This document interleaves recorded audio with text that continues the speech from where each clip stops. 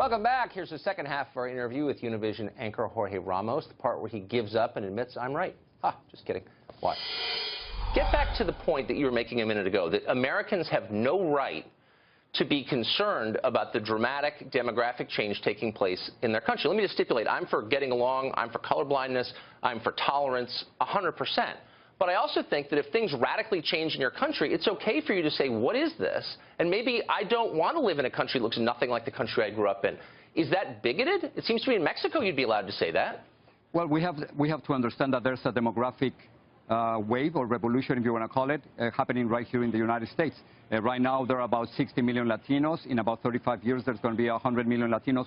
1 in 3 is going to be a Latino. So there's a demographic revolution or a Latino revolution going on. Now, on the other hand, if you are implying that there's an invasion to the United States, that is not true. I'm not saying invasion. I'm merely saying you're name-calling. Wait, you come to this country, you make a ton of money, and then you yell at people who say, well, wait a second, you know, this is having an effect on my kid's school, on my culture, on the economy. And your point is you're not allowed to have that opinion. Actually, that is not true. It's obviously it's having an impact, but it's having a positive impact. Yeah, in some ways it is, but not in all ways. No. And overall, there's an immigration surplus. All immigrants contribute about $2 billion to the economy of the United States. In other words, immigrants contribute and put much more money into the system than what they take out in social services, according to the National Academy of Sciences. In 20 years, it's been $54 billion in input on immigration surplus. So it is a great business to have immigrants in this country. Those numbers aren't exactly right, but I think some immigrants contribute a lot. Some immigrants contribute a lot. The National Academy of Sciences, those are the numbers. It's a little more complicated than that, but I don't want to debate that right now. I just want to make the point that there is a downside as well. There's clearly an upside, and we all recognize, and people like immigrants actually in America, despite your claims. They do. But there's also a downside. 15% of federal inmates, prisoners, are Mexican citizens.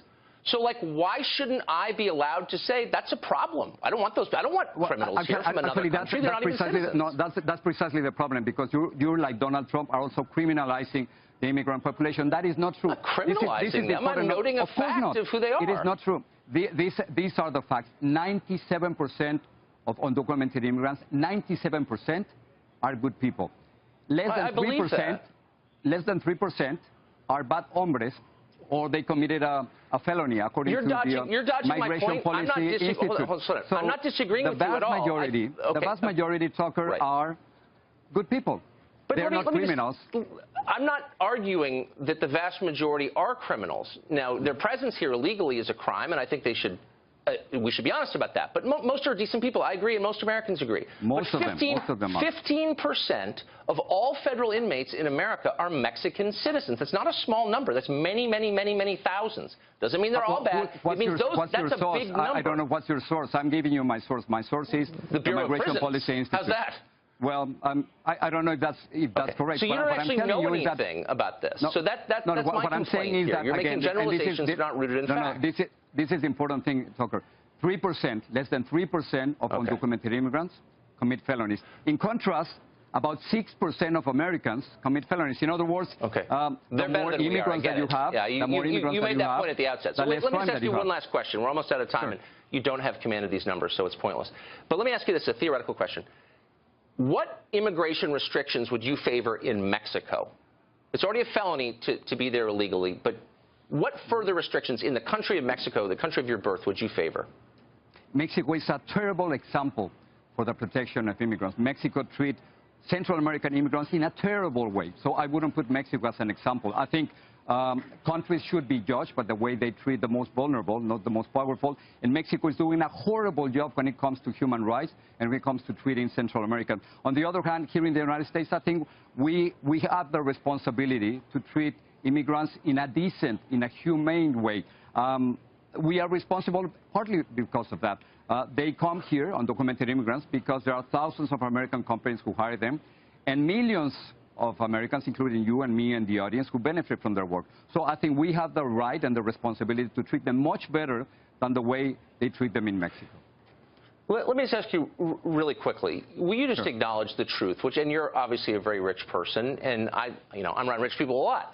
Rich people in America disproportionately benefit from low-wage, low-skilled immigration in the form of household help, in the form of cheap labor. Let's be totally honest. The middle of the country doesn't benefit a lot from this. It lowers wages. They don't hire a lot of household help.